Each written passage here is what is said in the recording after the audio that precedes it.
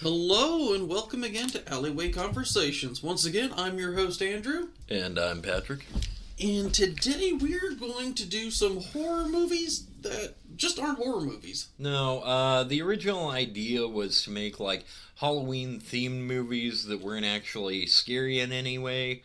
They have moments, but for the most part they are not what you would call a horror movie. I would say probably a good example might be like the Scary Movie trilogy. I say trilogy, but the first one was, the first Scary Movie was based off of Scream. It was hilarious. It had some elements that if they tried to make it serious, it could have been a horror movie. Actually, I think they would have been stopped because of copyright laws, but... I don't think they ever... I don't think there was ever any intention of being even remotely scary. Like, they saw things like Scream and The Haunting without Vincent Price, and they just thought, you know what, we could make that story really funny. And they tried. They succeeded on the first two. Yeah. We don't talk about the rest of them. Yeah, like, I remember one of them had to do with signs, and it was really dumb, but... I do believe that was the third one. I mean, okay. Which is sad, because in the third one, they finally got Leslie Nielsen in there to play the president. I mean, they're such Leslie Nielsen-esque movies, like, it's kind of a no-brainer to put him in there. Oh, man, I think if they had put him in the second one, it would have been so much funnier. Oh, totally. It would have worked so well. Oh, you know what? We do have this wonderful list of really great movies. We haven't mentioned one of them yet, but I also forgot Leslie Nielsen was in one of those types of movies. He was also in Dracula, Dead and Loving It. Oh, yeah. So basically a classic retelling of the original Dracula movie with Leslie Nielsen. I mean, what's not to love? I haven't seen it yet, but I want to. It's very much akin to, like, Airplane and the Naked Gun movies. You'd love it. I loved all three Naked Guns, and I did enjoy Airplane. Yeah. I actually watched it not that long ago, and... You really got to be careful with those rose-colored goggles, because I loved Airplane as a kid, and now that I'm an adult, it doesn't hold up as well. Well, I feel like the more you tell a joke, the less good it becomes. Well, at the same time, though, Monty Python and the Holy Grail, still as funny as I remember. Yeah, love it. Fair enough. I kind of feel like the more you watch a comedy movie, the less funny it is, and that's very unfortunate. It's kind of like as much as you would love to play, like, Skyrim for the first time and see that brand new wonder, it gets a little less wondrous every time because you've played it a billion times. Yeah, I mean, how many times, especially in quest lines, how many times can you play something before you're just like, all right, let me turn the corner, shoot that guy that's hiding behind that curtain in the face, then I'll go over here. It just loses its wonder. Yeah, and unfortunately you could say the same thing about comedy movies because you already know the joke. Right. And my God, how many times have you heard, "Of course I'm serious, and don't call me Shirley"? Yeah, I mean, I used to hear it all the time in commercials and stuff growing up because it was so famous. But now it's incredibly quotable, and yeah, it's still a great quote and a great it's a great scene, but yeah, but at the same time, like, you already know it. Yeah, you know the joke. So for our normal listeners, you'll notice we added something new to our last podcast. It turns out Andrew's getting a lot better at audio editing, and we were able to put in a few sound bites. Well, so we're gonna keep trying and doing some of that later on. I really do love Castlevania soundtrack. That was really cool. Yeah. Hope we don't get copyright struck. I really wanted to do that with Doom too, but we kind of drifted into Doom, so there wasn't a moment where like, oh, you know what was great? Doom. Dun dun dun dun dun dun dun. Yeah. Just because it's a very iconic retro video game theme. Like, it's one of the top 3 for me. I think of, like, really good video game soundtracks. I think of Doom. Oh, yeah. Me too. I mean, the original Zelda, Super Mario Brothers, the Green Hill Zone from Sonic the Hedgehog. Really, you could just pick a random Sonic level out of a hat, and the theme was awesome. Oh, yeah. Let's go on to our first topic of the day, and that's going to be the Hocus Pocus movie. Yeah, so Hocus Pocus came out, what was it, 94? 95, 94. That sounds about right. I mean, I remember it coming out when I was a kid. So, I remember watching it when I was like 7 or 8. Yeah, it was definitely one of those things you'd like come home from trick-or-treating and watching that. It was a movie that the parents could put on, and it was kind of scary enough that as a little kid you're like, ooh, witches, I wonder if they're going to eat the children, you know. Kind of campy, kind of goofy, nothing for the parents to worry about. Oh yeah, no, it was great.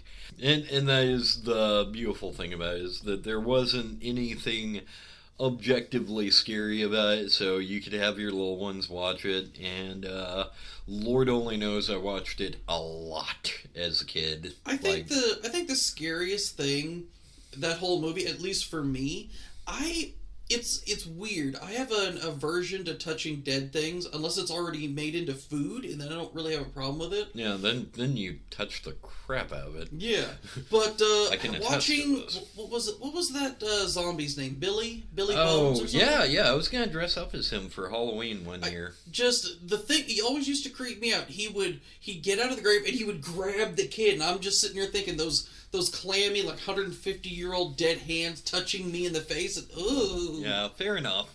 Freak So me out. yeah, well that's what I'm saying. It didn't like give you bad dreams or anything. You were just like, oh no. It's kind of like, you know, there are some things almost nobody's ever done, but they can all imagine it. Yeah. And just being touched by dead things, to me, has the same creepy crawly feeling as imagining biting into a piece of styrofoam. Yeah. Just makes your teeth feel really weird. Yeah, Ew. it's like, and it's like, it is kind of funny you mention that because the Poltergeist movies were made not terribly long before that. I'd say about 5-6 years. Mm-hmm. So, that was like the scariest part of the Poltergeist movies was the very first one where like she fell into the like pool, the hole that was for the pool, and like there were dead bodies and crap all in there, and apparently they used real dead bodies for that. I don't know if that's true. I've never seen Poltergeist. But yeah, I've heard that scary was things. actually scary, and so it's kind of weird. Like a few years later, there comes Hocus Pocus, which makes that like just a silly thing in a kids movie. Yeah. Well, I mean, wasn't Poltergeist the movie that was supposedly cursed because like a dozen people from it died within like a year? Yeah, but it feels really coincidental to me. Like there was the little girl who was already sick by the time that was going on. Oh yeah, didn't she have cancer or something? Yeah, she had some kind of terminal disease, but she was a really good actress, so the director really wanted her in it. Wow, I did not know that. And there was also the old guy, but he was in his 70s at that point. And Yeah, at that point, you can't expect to live too much longer. So, it's very unfortunate that all of these actors died, but I wouldn't necessarily call it a curse. Yeah. Well, it's some of those really, really take the cake. You know, I remember some of these, they're like, oh my god, did you hear? These people that went through this malaria-filled jungle, all of them died. It must be a curse. Oh, really? Yeah. Hey, I got one for you, Patrick. You know, I think boats are cursed. Did you hear about this one time? People went onto something called the Titanic, and most of them drowned. Yeah, this is why we never made it as actors. We don't believe in silly superstitions. I find out I'm playing in Macbeth. I'm going to be all over that shit. I'm just like, I'm playing in Macbeth. And I'm not telling you to break a leg, because apparently that's a thing. Or was good luck the bad thing? I don't remember. It was like bad luck's, saying good luck is bad luck. And saying break your leg is the best thing you could hope for. Yeah, because that's like the worst thing that anybody could imagine happening on stage, because apparently nobody heard about Our American Cousin. There are worse things to happen on stage. I love how Family Guy did it. He goes, oh man, worst day in our nation's history, horrible tragedy, yada yada. Oh, look at this, actors adequately played. All right, guys, we're the favorite. Yeah, exactly. It's like, hey, your president got shot at our show. Gosh, is that anyone's gonna talk about? You know, Dave over there played a really good tree, and nobody said anything to him. Yeah, I actually remember somebody made like one of those like fake texts from famous historical figures. And one was Abraham Lincoln. My wife took me out to a play. God, just shoot me now. Careful what you wish for. Unfortunately. So. But no. So yeah, Poltergeist was really, really great, but I'm pretty sure the only thing that really got cursed from it was the guy from Coach's acting career. Yeah, I went there. Yeah. So, moving on. Let's talk about, honestly, growing up, maybe not my favorite movies, but ones that are definitely interesting. Pretty much any animated Tim Burton film. I wouldn't even stop at the animated ones. Because, like, another really good festive Halloween movie that isn't really scary is, like, Beetlejuice. Your mileage may vary with Edward Scissorhands. And, of course, I feel like we'd be doing a disservice. We're not going to dwell on it because everybody's already said everything about it. But Nightmare Before Christmas. You know, the one, I do enjoy the movie. The one thing I do have to say about it, I don't understand why people used to get their panties in a twist about that movie. I remember it was... I don't remember anybody getting their panties in a twist over it. Well, back when it first released, it was almost impossible to find. Like to this day, finding the original VHS copy of The Nightmare Before Christmas is really rare. Because when it first came out, apparently a lot of parents watched it, thought it promoted like Satanism and evil necromancy and stuff like that, and demanded stores stop carrying it. That's probably why I never heard anything about it. Okay. Yeah. It wasn't until it got re-released on DVD in like 2000 or something like that it became super popular again. Well, and I mean, I had a babysitter that had it on VHS. We watched it every Halloween, so... Right. It really wasn't a big deal for me. Yeah, it was a cool movie. I enjoyed it. I love the music. I have the soundtrack on my phone. I like to listen to it. There isn't a whole lot you could say about Nightmare Before Christmas that hasn't already been said. It's a water-dwelling mammal found off the coast of Norway that eats mostly krill. Nobody said that about Nightmare Before Christmas. Yeah, you said that in the last video. Find a new shtick. Oh, crap. We're doing B-rate movies next week. Save it for that. Yeah, I'll use reused garbage for that. Yeah. So, you know, I remember The Corpse Bride. That one came out, I think, in like 2003, somewhere around in there. It was good. I liked it. Yeah. Corpse Bride, I actually saw that on a date once. Just because I was dating the type of girl who watches Tim Burton movies a lot. Should that have given off more alarm bells? No, but it was fun for the short time we had. But she didn't pretend to be a corpse and want you to put a ring on her finger, did she? No, it was nothing weird like that. But no, she just was really excited about the movie, and we saw it in theaters, and it was a good time. Nice. Yeah. It was a lot of fun. Yeah. All right, yeah. That's pretty much all I have to say. Maybe that's the thing. I just like it so much because I saw it with a pre-girl. I can see that. Yeah. That's understandable. Let's see here. There's a few really good ones. I just can't.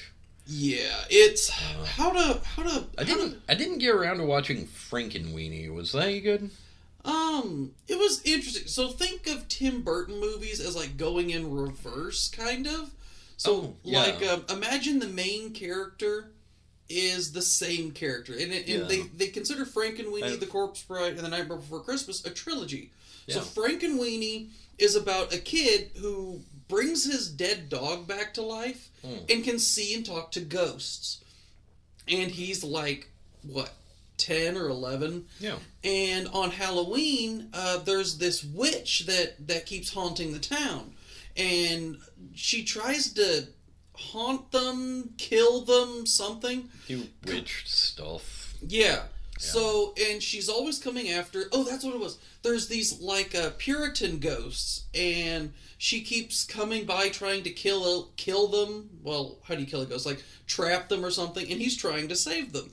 We'll find out about that later on. Yeah, so, but come to find out, that this little girl, that this big bad evil monster is like this 9 or 10 year old girl who was just like Frank. I can't remember what his name is, but she could see and talk to spirits. The difference is that it was the Puritan times, and the townspeople were scared of her. They thought she was a witch, so they hanged her as a witch when she was 9. Oh dear. Yeah, and now she's trying to get revenge on them. And, you actually save the day by him just going to her grave, sitting with her, and having a conversation with her like a normal person, which everybody else has always been too afraid to do with her, because when she was alive, everyone was afraid of her. And as far as I know, he's the first person that had the same ability she did. So she's always just been lonely and scared and angry about what happened to her. It was a very heartfelt, very, very amazing movie. It was a great atmosphere. I loved it. Back onto the trilogy, though, maybe I'm forgetting or misremembering things because I was lost in my date's view of lies, but didn't The Corpse Bride end with the breaking of a curse as well? No. So The Corpse Bride, they don't get married. Because like they said, how do wedding vows end? Until death do us part. So while she took the wedding vows, which he was trying to perform so he could do it with his living fiance, right. They're like, hey, one of you is already dead. You already can't be married. Oh. So there was no curse. It's just that he got transported to the land of the dead when he wasn't supposed to be. And the person who actually killed the Corpse Bride...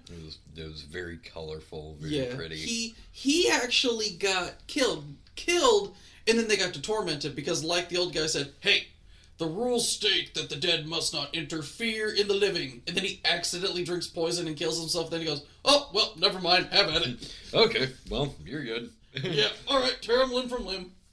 So there was no curse. So you go from the small child who could see dead people to the adult who accidentally goes to the land of the dead and marries a ghost. And then you go to the Pumpkin King, and he is dead, and he's the king of the pumpkin patch.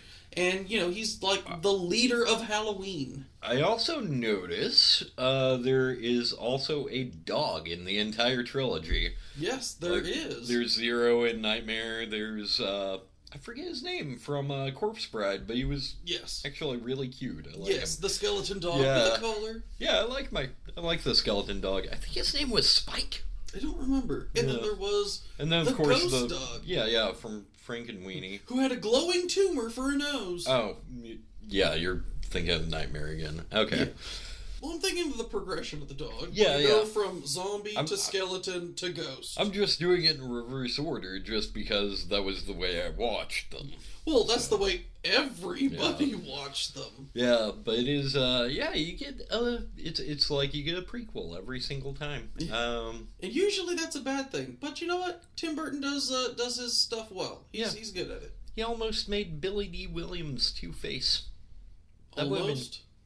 Well, he played Harvey Dent, but you never got him to play as Two-Face. Yeah, it was because it was like the next movie with Tommy Lee Jones. Yeah, and don't get me wrong, Tommy Lee Jones is a wonderful actor and probably a really great man, but God, can you imagine, like, freaking Lando Calrissian? Oh, man. Playing Two-Face, like, just the most seductive evil plan ever. There's so many jokes I want to make, but they're all based on race, and I probably shouldn't. Oh, yeah. I'm just kind of reminds me of I can't remember what it was. They used to make that joke on Family Guy. Hey, there's only one black man in the entire galaxy. Because if you think about it, in the original trilogy, I can't think of any other person other than Lando Calrissian of color in that entire... I mean, I guess you could technically say James Earl Jones as Darth Vader. Well, you take off his mask, he's a white guy, though. True, but... Yeah. I mean, it's James Earl Jones. That is a voice that nothing can hide. That was a sexy voice. Yeah. That's the thing. Like, George Lucas doesn't hate black people. He just hates when they're not sexy enough. Apparently. So why wasn't Morgan Freeman in there? because he was busy playing a pimp in some other movie. I can't remember the name Wait, of seriously? it. Yeah, really early on in his acting career, he played a pimp. And that is where you will occasionally get the what feels like a YTMND clip, just like, "You smoke crack, don't you? Don't you smoke crack?" I want to see this now. Yeah, I forget the name of it. It's actually pretty good. Like, don't get me wrong, but yeah, the surrealness of like Morgan Freeman who is in every other movie like this very like weirdly down to earth yet also godly gentleman, playing like a really gruff like outright pimp. Like, he is not hiding it either. He's got the fur coat and everything. True. You know what the interesting thing is? Even in Hocus Pocus, every single movie we're going to talk about has zombies in it, in some way, shape, or form. I really like zombies. So I didn't even realize that. Yeah. Like the next one, Hilarious. It's another one of the comedy ones. Shaun of the Dead.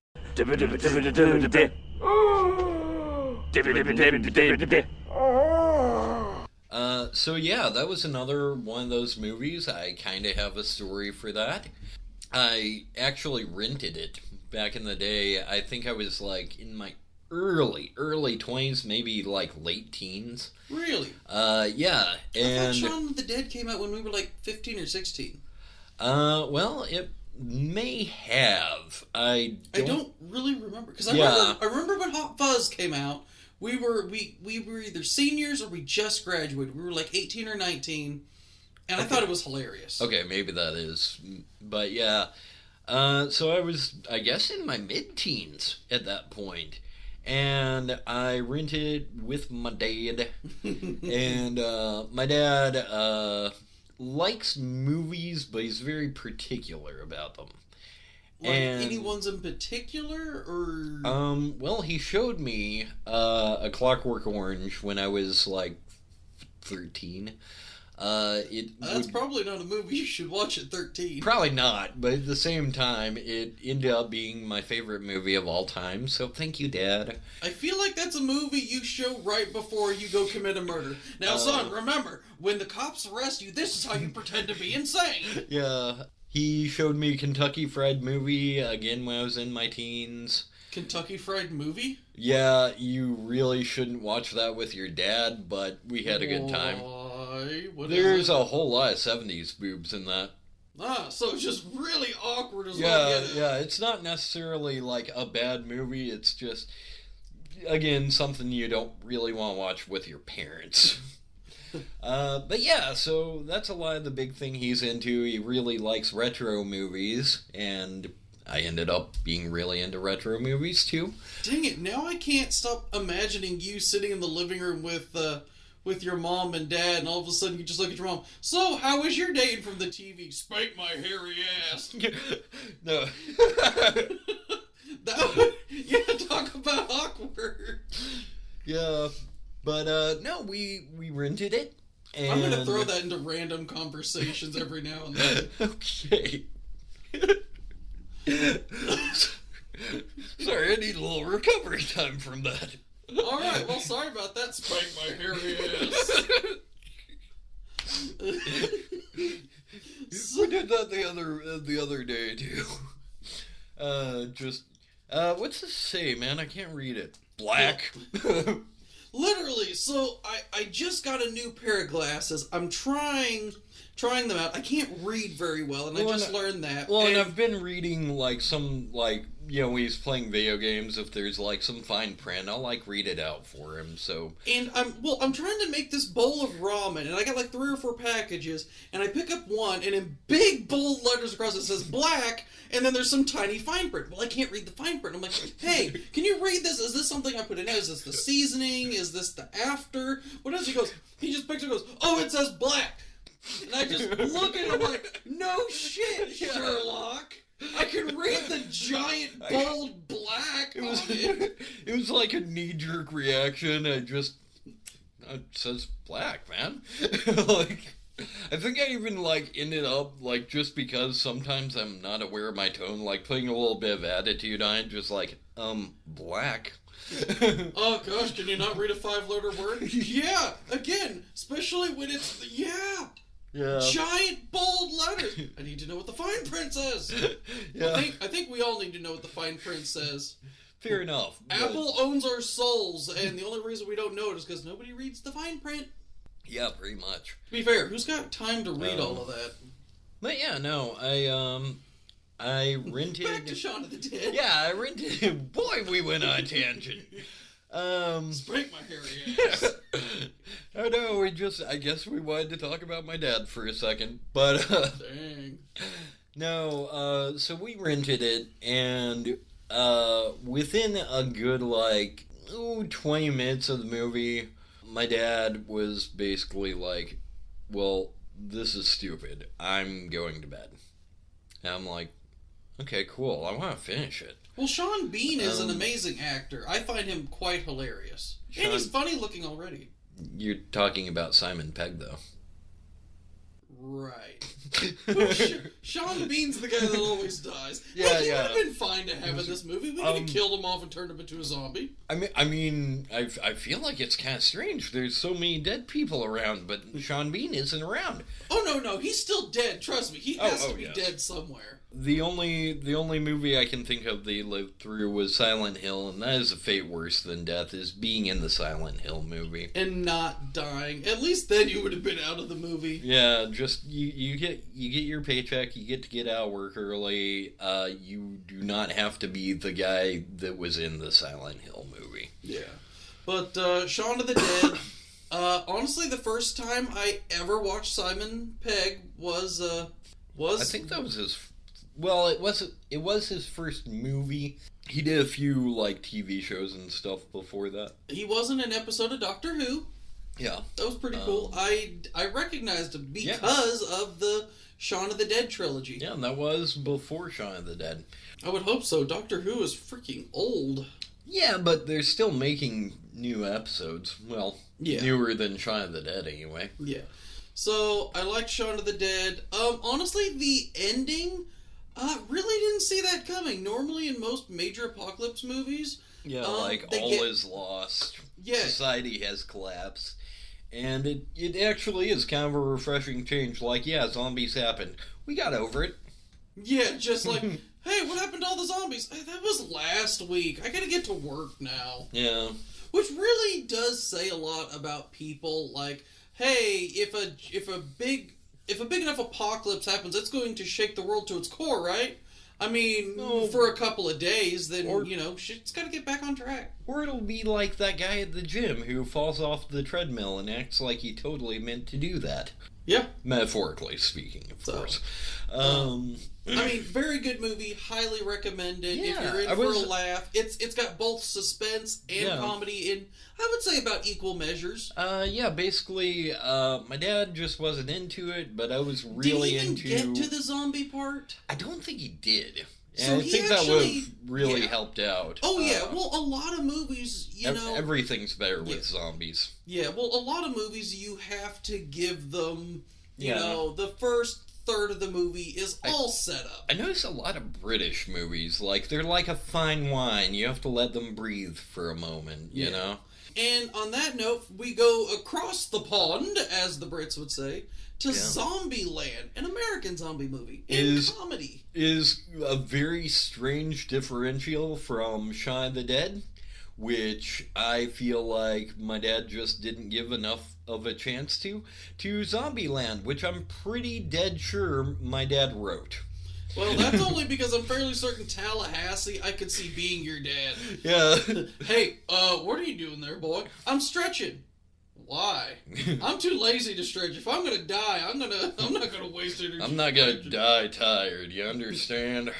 Yeah. Just a whack. Oh yeah, and not to mention the fact he has a weird fascination for clowns, and the zombie clown at the end. So the whole movie I was sitting there with him. I'm like, did you write this, bro? It's like, don't be silly. And we kept on watching it. I'm like, you're sure you didn't write this?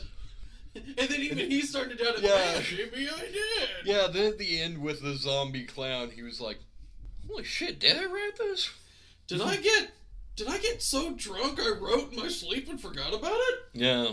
I could see Unky doing that. Yeah, he's a strange guy. He does strange things. Well, yes. Not bad, man. Just a strange man. You could say that about all of us, though. Mm. So, Zombieland, I actually enjoyed it. Zombieland 2 came out only, 2 years ago? Something like that? Double Tap. And I never saw it. I watched that just to see if my dad wrote that, too. No immediate bells are ringing, but I could see him doing it. Is it good? It's okay. It's not as good as the first one, and I don't. To be fair, with as long as Zombieland's been out, and how long it took to make Zombieland 2, and all the hype that was behind it, it would have been really hard for them to live up to it. Yeah, and at the end of the day, it was just a pretty good movie. I mean, you know what? Considering the movies that come out now, I'll take pretty good. But yeah, that was my first Jesse Eisenberg movie. I don't know if he made anything before that. Yeah. If I remember, well, it might be around the same time as Zombieland. Didn't he make the Facebook movie? Yeah, The Network. Yeah. I think that was made afterwards. I think you're right. Why am I thinking? For some reason, I am thinking 21. Do you know the movie I'm talking about? Yeah, that was Jim Sturgis. Oh, that you're thinking of. From The Office. Maybe. I don't know. I've never seen The Office. Well, The Office. His name is Jim. That might be why I'm thinking of that. Oh, yeah. I watched it in Job Corps a lot because it was one of my friend's favorite movies there. So I actually went out and I went to the pawn shop there in Aurora and I bought 21 because they had it. It was like $4. I'm like, you know what? I'll buy it. I'll give it to him. He'll be happy. I ended up watching Across the Universe with him in it, which was a musical that featured only Beatles songs. So there's where 99% of the budget went, I'm guessing. Presumably. Hence why you don't... Well, no, because I was going to say, yeah, because, all the actors were no names, but that's not true, because Bono was in it. So no names. Oh, come on. U2's still a thing. I don't know anything about Bono. I know he's Australian? Irish. Okay, I'll believe you. Yeah. I know he sings and does tries to be like an environmentalist, and he's a musician. That's really all I know about him. Yeah. And, well, everything else I know about him is either from The Simpsons or South Park. Well, yes, he's very concerned about the environment. He's very Irish. He's... I don't know. What else to say about him? Yeah, there really isn't a whole lot else to know. U2 exists, and they're totally well known for being something you don't hate but you're not in love with. Yeah. Ooh, although speaking of the Zombieland, Bill Murray. Bill Murray, yeah, who is my dad's favorite actor, hence why I thought my dad wrote Zombieland. And Bill Murray's in there as just Bill Murray. Yeah. He's just like, yeah, I'm just Bill Murray, just hanging out in my own house, pretending to be a zombie, doing makeup stuff, played around to golf. Yeah. But they got high and watched Bill Murray movies with Bill Murray. Oh my God! I just realized our next movie we're going to talk about is Ghostbusters. Who you gonna call? Ghostbusters! Oh yeah. So, and not only that, but Ghostbusters actually plays in Zombieland in the background. Oh yeah, of course it does. They also... So, Ghostbusters is a very influential comedy movie. Oh, yeah. For a lot of different reasons. Obviously, it's funny.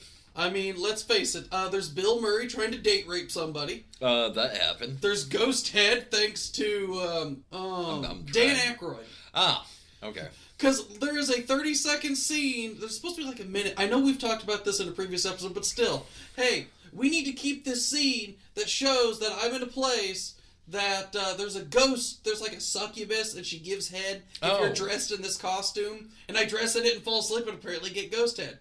We need to cut this movie down to scene. And Dan Aykroyd's like, okay, we can cut this scene, but you better keep the ghost head in it. Yeah, we gotta have the ghost head there. What? Why does Dan Aykroyd sound like that? Because Blues Brothers. I did like that movie. It was good. So, on that note, it's not really stated in like any kind of universe or anything, but it is actually pointed out by, I believe Bill Murray said that, do not quote me on that, I do not know, but I think he was the one that said that Slimer was meant to be the ghost of John Belushi, who had passed away before then. he had? Yes. Dang. Yeah, he I didn't really... realize he was that short, fat, and, what, sweaty? Nasty? Yeah, he went through Saturday Night Live, made us all laugh till we cried, and then he Died. made us actually cry. Yeah. Well, I'm gonna go out on top, which is obviously the right way to do it, but... I'm gonna go out on top with a mountain of cocaine. I have coke on tits! Unfortunately, it was his own. You kidding? It was Saturday Night Live. Their after parties are exclusively coke on tits, or at least it was. It probably isn't now. Yeah, coke kind of stayed in the 80s.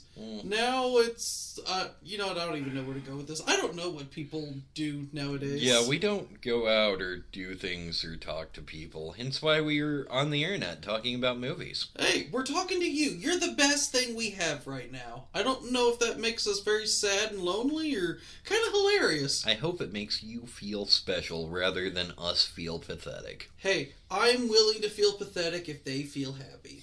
Because, I mean, we need you guys to laugh. If not, we're going to be so sad. Yeah, I mean, yeah.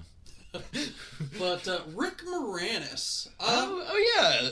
He was it's hilarious. weird with all the, well, by today's standards, star power. Like, at the time, they were just mostly, like, people who just left Saturday Night Live. But, I was about to say, because I don't think Bill Murray or Dan Aykroyd were super famous by this point. I don't think, because Ghostbusters was before my time. It was in the 80s. Yeah, they were well known, but they weren't, like, crazy famous like they are today. Because I know after this, I know a couple of Bill Murray things, like Groundhog Day, but I think that came out in like 91, 92, Yeah. something like that. So, and Ghostbusters was what, like 87, and Ghostbusters 2 was 89, because they're strictly 80s movies, that's for sure. They stayed in the 80s. There was, they actually made a new one not terribly long ago. It's got the kid from Stranger Things. I liked it. I still haven't seen it, but I've heard good things, and it's got Bill Murray in it. Yeah, it does have, like, the whole Ghostbusters cast, except for Egon, which he kind of shows up, but it's in CG. Spoiler on that note. Gee. Is he alive, or is he a ghost? No, he is a ghost. Okay. So... I guess that kind of makes sense. He's dead, so what do we do? It's Ghostbusters. Yeah. Just bring him back as a ghost. I mean, come on. It follows around. It like the whole plot cycles around Egon's granddaughter. The little girl they cast for that is perfect. Like, she clearly watched a lot of Harold Ramis stuff, and she kind of has his diction and all that. She's great. I already love it. I hope she does good. So after that, I really, really love this movie. Oh. Army of Darkness. Oh, yeah. This is my boomstick! Klaatu, Veranda, Groovy. Good. Bad. I'm the guy with the gun. Hail to the king, baby. So, I didn't see Army of Darkness until much later in life. I'd already watched a ton of schlocky, cheesy, really, really bad zombie movies. So this was almost just like another drop in the bucket for you when you watched it. Well, not really, because, that was always my thing, is that I watched ones that were supposed to be scary, but ended up being not scary. But that was because it was unintentional, whereas this one was meant to be a comedy. Yeah, this was clearly, like, feet planted firmly in the comedy area. Either that, or that whole Bruce Campbell fighting himself in the windmill scene, they just put a camera on him, and they're like, okay, do something. And he was like high on cocaine that day and like, I bet this would be scary. No. And they're too afraid to turn off the camera. Sam Raimi in the background with his hair sticking straight up like Frankenstein or some weird wacko. You turn that camera off. Don't you dare. This is gold. And they're just like, oh God, they're insane. What do we do? For the love of God, don't run out of film. They'll kill us all. Yeah. Sam Raimi and Bruce Campbell are the anti-Tim Burton and Johnny Depp. Yeah. Actually, yeah, come to think of it, Tim Burton calls, and the movie has one of two people in it. It's either Danny DeVito or Johnny Depp. Yeah. And Danny DeVito has to wear a freaky hat. Or sometimes Helena Bonham Carter, but they divorced, so I don't know if that's still gonna be a thing. Hey, who wants to pretend to plow my wife while she's the star in this movie? Yeah, and Johnny Depp's like, okay, if nobody else is gonna do it. Yeah. I mean, I'll admit, she plays a very crazy chick. I mean, let's face it, who isn't? Yeah. And in, what am I thinking of? Sweeney Todd. Yeah. But I'll admit, even though she looks like that and acts like that, she's still an incredibly attractive woman. Oh, yes, absolutely. I don't know. Maybe I'm just attracted to crazy women. I mean, look at my dating history. Fair enough. So, I mean, I'm into it, but also check out my dating history, so... Yeah, there you go. We've dated a couple of real wackadoos. We totally did. So, speaking of wackadoos, Bruce Campbell. Yeah, Bruce Campbell, just being Bruce Campbell. And I like to think that was the whole thing, like Sam Raimi called him up, he's like, we're gonna make another Evil Dead movie. Sweet. Which would be completely... It's gonna be a lot of fun. Sweet. Yeah, it's always a good time. No, it's going to be a really fun movie. Yeah, which would be totally out of character, because before this, the only movies he'd been in was Evil Dead 1. Was Evil Dead 2 out by this point? Did they already make the remake? Yes. Like, okay. Army of Darkness was totally the third Evil Dead movie, and I guess they just, maybe it was because like Nightmare Before Christmas, Nightmare on Elm Street came out, and they just realized you could be funny and scary at the same time. Yeah, but where a Nightmare on Elm Street was kind of unintentional, they weren't really scary at all. In fact, I can't think of anything in Army of Darkness that I would consider like terrifying, unless rickety robot walking skeletons you found kind of funny, but it was a great good movie. Ash, but you're bad Ash. Oh crap, I'm mixing that up. Good, bad, Yeah. I'm the one with the gun. Yeah, that's the important line from that scene. Really. Oh man, there was so many good ones. You know, normally only like serial killers get amazing one-liners, or Duke Nukem. I could see him being a serial killer. I feel like Duke Nukem was directly inspired by Ash. Oh God, yes. I can't imagine. Yeah. He was amazing. I loved it. I loved all of his one-liners. Ash. This is my boomstick, groovy, Yeah. hail to the king, baby. Oh yeah, like there's Actually, oh my God, he does say hail to the king, and one of Duke Nukem's lines is hail to the king, baby. It's either that or crap, I forget his name. The guy from Big Trouble in Little China. Oh, Kurt Russell? Well, that was the actor's name, yeah, but I'm trying to think of the character's name, and I can't remember, but I know who you're talking about. Yeah. I love that movie. I actually remember I made a joke while I was working in food service that was directly inspired by the "I'm here to kick ass and chew bubblegum" line. The one I always remember is, it's all in the reflexes. Oh yeah. I just remember every now and then one of my cooks would be like, "How's it going today?" "Well, I'm here to wash dishes and fuck bitches. And I don't see bitches around, do you?" And then he just gets kind of scared in the corner and looks in the mirror. Yeah. Maybe. Yeah, no, he thought it was funny as hell, so. Wow. So, Army of Darkness, I mean, I've never seen Bruce Campbell in anything I didn't love, but to be fair, I feel like he's never been in anything where he couldn't either be himself, kind of comedic. Because I remember for years, he was one of the 3 main characters in Burn Notice. And even in that show, which is kind of super serious sometimes, he's still the alcoholic womanizer who wants a sugar mama and all this. And it's hilarious. It's like, I used to be a Marine. Really? I don't see it. You're hilarious. And I love you. You're amazing. Do not see that kind of discipline. I love Bruce Campbell and everything he's been in. He's amazing. Yeah, it is kind of cool because whereas the Evil Dead 1 and 2 had their feet firmly in, like, that is a horror movie. Mm-hmm. Whereas Army of Darkness was clearly, like, it's definitely a comedy movie. Which, I never watched Evil Dead until I was, like, 25. Oh, But I watched Army of Darkness when I was like 15, and for like a decade, like, I have got to find Evil Dead. And for like 4 or 5 years after Army of Darkness, I was actually looking not for Evil Dead, but for an Army of Darkness, because it's like Army of Darkness 3. So I thought it was a third movie. Yeah. I didn't realize Evil Dead was a horror movie. They are directly linked. Yeah. And, well, I just point out that it's kind of cool that they are very much horror movies. Army of Darkness is very much a comedy movie. It is nothing more than a comedy movie. And while some series do that, like Leprechaun in Space. Oh my god. Yeah. Already getting a migraine. Oh god, no. No, you promised you'd never mention that.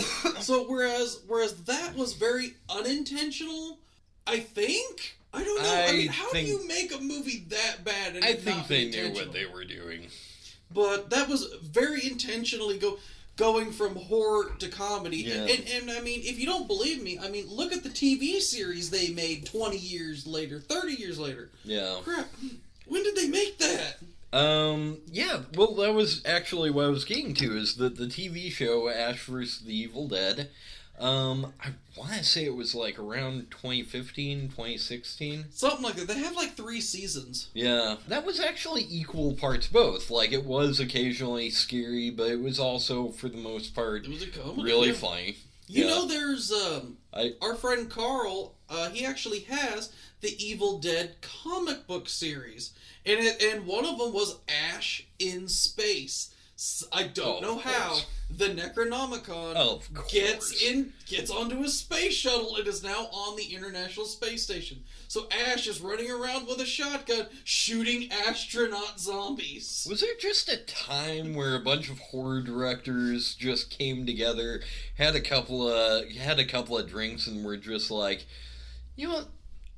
Let's all go to space. No.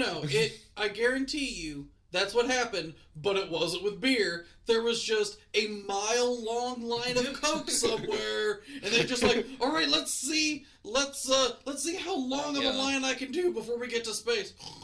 And like 500 feet later, Sam Raimi pops up, Space Zombies! Yeah. Just like, well, I mean, Wes Craven was the first to do it, but... And Space Necromorphs, or whatever they're called, I don't remember. No, that's Clive Barker.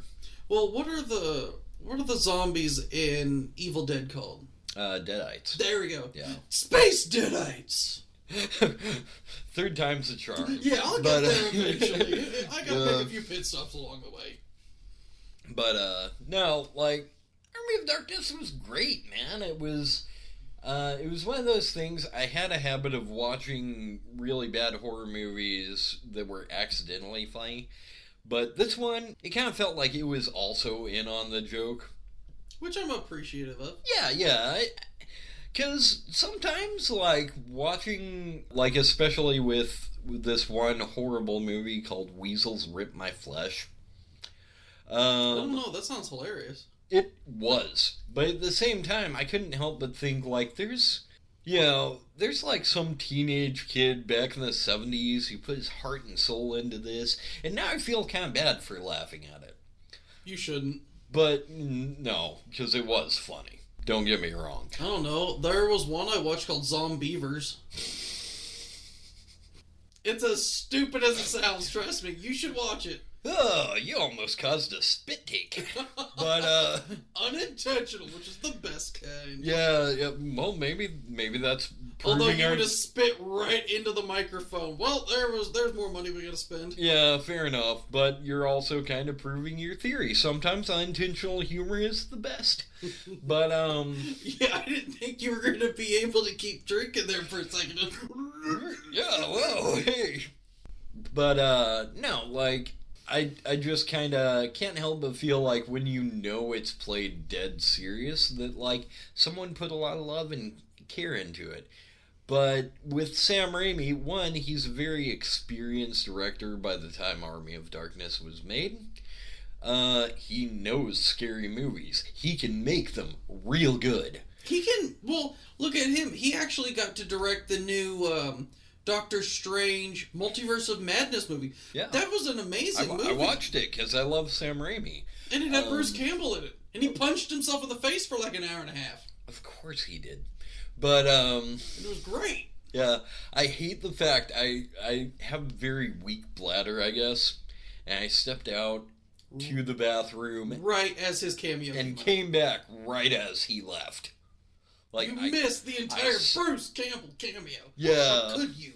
Like, I guess I saw the direct scene right after that, so, Very sad. yeah. He was gonna play Mysterio if, the Spider-Man series kept on. That would have been interesting. Yeah, I would have loved that. He would have played a great Mysterio. Wouldn't have been able to take it seriously. I Well, think that's perfect. I mean, yeah, that's kind of the whole thing about Sam Raimi Spider-Man movies, is that you can't take it seriously, and that's kind of why you love I it. meant Bruce Campbell being Mysterio. I'm just imagining him like, I have magic powers! Dude, why are you saying it like that? Dude, I have magic powers. Shut the hell up. I'm a performer. It's what I do. Yeah, I'm Bruce freaking Campbell. My chin can outact you. Tell me I'm wrong. He's actually a really humble and nice guy, but God, I will pay him to say that. My chin can outact you. Yeah. Me and that amazing dimple.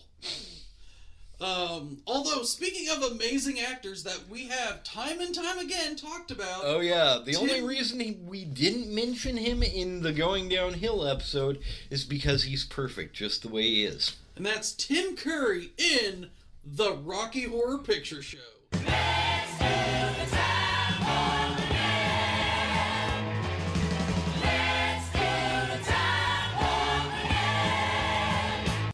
I love Rocky Horror Picture Show. Yeah, it was, that's actually, it's kind of funny because we started on, like, Hocus Pocus, which is totally, like, an early memory, like you're 9 years old and just got back from trick-or-treating and watching it. The Rocky Horror Picture Show is, like, when you're in your late teens or early 20s, you get invited to, like, the showing of that, and, like, oh, that is your very first Halloween party.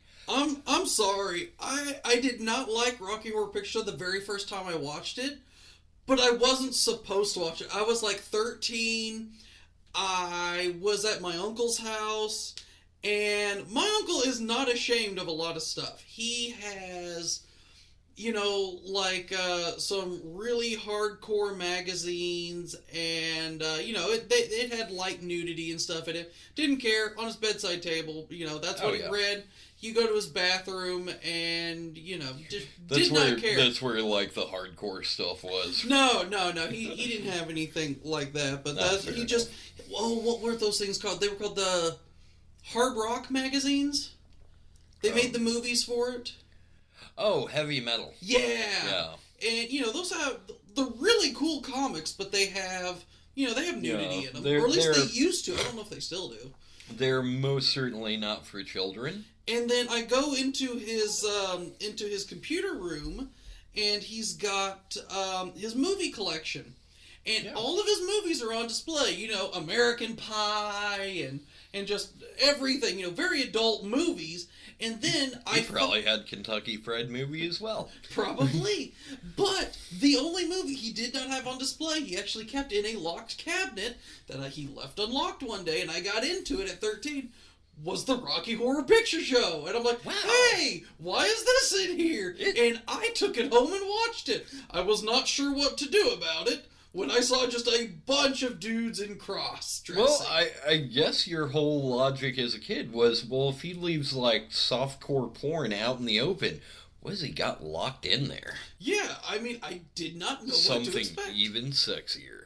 Tim Curry and drag. Woo! Talking about transsexual Transylvania. Woo! Oh, God. And Meatloaf being turned into Meatloaf, still one of my Yeah. favorite scenes. Uh, There was so much good about that movie. oh, yeah. Like, God, where to begin?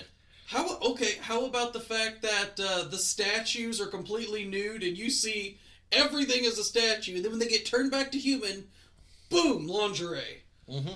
Yep, there is that. God, I can't really get into it without going into just the music. It was... I love the music. Well, of I this. mean, it's a musical, so naturally the first thing you gravitate towards is Dr. Frankenfurter. But at the same time, there's also the music. Okay. No, you just really confused me there for a second. So the first thing you do is the music, and then you really get into the music. Okay. Yeah. I'm glad I was confused. It's not hard.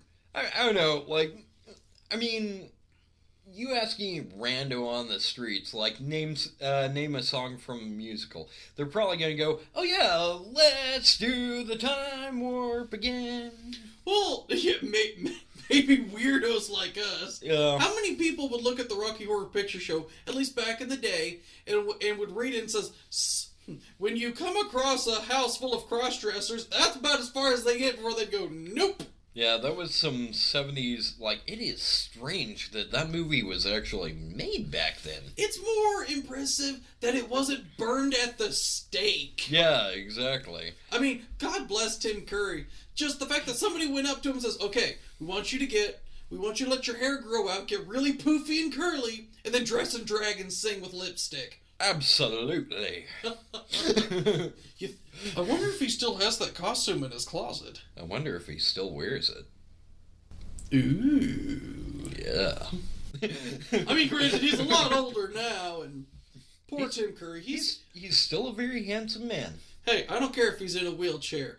I don't know, give him a ride to the park? I don't know. I don't want to be too rude. I love Tim Curry. He's amazing. Yeah, you don't want to Tim Curry was my childhood, basically. I don't think you can really freak out the guy who was a famous cross-dresser in a movie from the 70s. I mean, yeah, good point. Like, I'm pretty sure, like, no matter what you say, he'll probably just, if he were to watch this episode, hello, in case you haven't caught it, we love everything you do. Please call us. Please. But, I will record it and save it. It will be what I pass down to my children as an heirloom. No, guys, you don't understand. This is an actual phone call from Tim Curry. Treasure it forever. Yeah. It's just a crappy recording, Grandpa. Savor it! Please, you don't understand. This is the only mark I have left on history. Tim Curry called me once. Yay! I will have that written on my freaking tombstone. Here lies David. He got a phone call from Tim Curry once. Yay! Yeah. You know, I just realized, well, I didn't just realize this, I've known this for a while, we really fanboy over Tim Curry, and we didn't originally plan for that. It's just we realized we talk a lot about Tim Curry after like 4 episodes. Yeah, and then like we had to shoehorn him into a couple episodes too. We're just like, you know what? This is a thing. We're going with it. We enjoy it. Let's go with it. Yeah. Tim Curry's a great actor. He's done a lot of great movies. He has. And there were some things, like, I didn't even realize growing up was him. Like, I watched the Clue movie. Yeah. Loved him in Clue. He was good. Rocky Horror Picture Show was great. Fern Gully. He was the voice of Grind the beneath me. Smoke up above. I'm doing really bad Tim Curry. Toxic love. Yeah. Okay, neither one of us can sing. He is the most seductive form of pollution. I don't mind dying of smog if it had Tim Curry's voice. Yeah. Let me into your lungs to kill you. Can you do it in a Tim Curry voice? Yes. Alright, get in me. Alright, come on. Yeah. So, wow, apparently all you gotta do to get in us is to be Tim Curry, apparently. He was also in The Wild Thornberrys. Right, he was Nigel, wasn't he? Yeah. And, I mean, that was probably his least sexy role. And yet, just that because, giant schnoz of his. Yeah. Very amazing. Yeah, it does a little something for me. Smashing! Oh, yeah. So, in case you can't tell, while the Rocky Horror Picture, it's hard to talk about because it is a musical. It kind of goes all over the place. The sets. I want to talk about the sets. Well, it's kind of also going back into like Tim Burton territory and being like, what can we say about it that hasn't already been said? Well, let's look at a couple of transitions I really love. You start out in an old car on a dark road in the middle of a rainstorm. Naturally. Then you go up to a house. It looks kind of spooky. Might be a horror movie. It is a horror show after all. Oh yeah. And then you go into a very normal looking entryway into a house, and then all of a sudden, bam! There's Tim Curry in a red thong thrusting into your face. Oh yes. And then you go to, like, the Meatloaf stage with him riding around on a motorcycle. Yeah, that was the weirdest thing. He just, like, randomly, like, it's unprompted. It doesn't come out of anywhere at all, particularly. Yeah, I just thought it was Tim Curry doing cross-dressing. Now, apparently, he has zombie-making powers. Yeah, he does a lot of things. And then you get into this, I think right after that is the scene where they get turned to stone, and now they're on like a Broadway show, theater stage or something. Yeah. Where are all these stages? They can't all be in the same house, right? Do they magically teleport to places? Well, the mansion that's also a laboratory and motorcycle rally thing. Yeah. And a Broadway musical stage for like the 5 people that live in the house. Yeah. I actually had one of my stage actor friends played in the Rocky Horror Picture Show as Meatloaf, and was she happy? Wait, it was a she? It was a she. Okay, I was about to she say. actually ended up coming to a Halloween party dressed as Meatloaf. And I thought that was the coolest thing ever. Like, not only did she just perform Rocky Horror Picture Show, but then she went to a Halloween party wearing the exact same costume. As Meatloaf. That's awesome. That's like winning the Halloween Olympics. I mean, I bet she had the coolest costume there. I thought it was cool. Oh yeah, no. Undoubtedly, yes. I was just dressed as Castro. Very much not Cuban, so it didn't work out.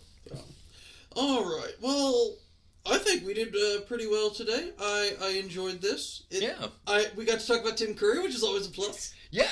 Anytime we talk about Tim Curry, like, you don't understand, like, anytime we're, like, working on an episode and we're like, we could talk about this movie or this movie. Oh, Tim Curry's in... Oh. We love to save him for last. Next time, maybe we'll put him in the middle and go on a 20-minute tirade. Yeah. If we put him in the middle, like, we'll just have a Tim Curry episode after that, Why can't we have just a pure Tim Curry episode? Oh, that's right, because we're waiting for him to come here or get on a Zoom call. It might never happen, but you guys could make it happen. Call Tim Curry. If you know Tim Curry, you better let us know. Yes, literally call Tim Curry and be like, hey, these dweebs on the internet keep talking about you. You want to maybe, like, send them a cameo or something? Do you want to go ahead and get, like, a preemptive restraining order? These people seem like they're insane. Yes. I mean, we are, but we're not going to hurt Tim Curry. No, we love him. We will put him on a pedestal. Unfortunately, he's in a wheelchair, so he wouldn't be able to get off. Well, all right, guys, not roll funny. him down if he needs to go to the bathroom or something. Yeah, we'll throw Pop-Tarts up there at him. I think he would like Pop-Tarts. Yeah. Well, I'll even be nice and buy, like, the chocolate chip cookie dough ones. Yeah. Or no, cookies and cream. There we go. Ooh. And then just, randomly make him do Pennywise lines. Yeah. So, alright. I think that's enough insanity for one Yeah, time. yeah. We haven't talked about Tim Curry in a while, and we finally got an opportunity to, so we got a little excited there for a minute. So, alright. Once again, I'm Andrew. And I'm Patrick. And slap my hairy ass. And this has been Alleyway Conversation. It certainly has. Have a good day.